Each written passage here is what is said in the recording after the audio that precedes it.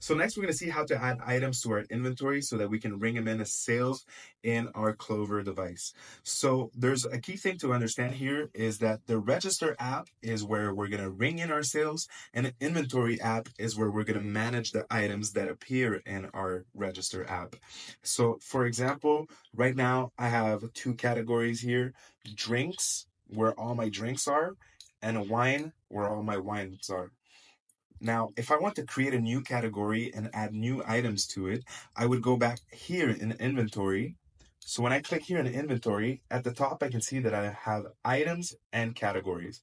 So if, for example, I want to create a new category, for example, desserts, I'm going to type in here desserts, and I'm going to add a new item with the green plus sign button. And then here, I'm going to put in chocolate cake.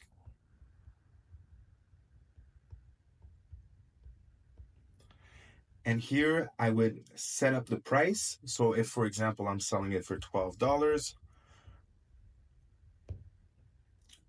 my taxes are added. The category is desserts, so I'm going to save.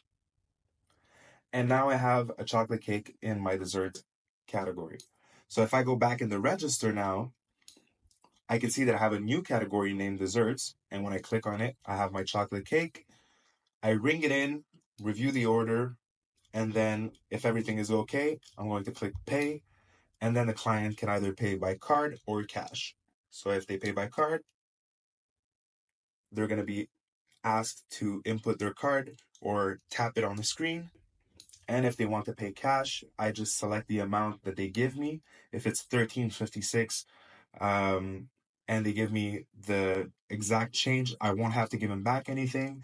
If I ring it in as $14, when I click pay cash, it's going to tell me that I need to give back the customer 44 cents. And that's how you add items to your inventory and ring in a sale.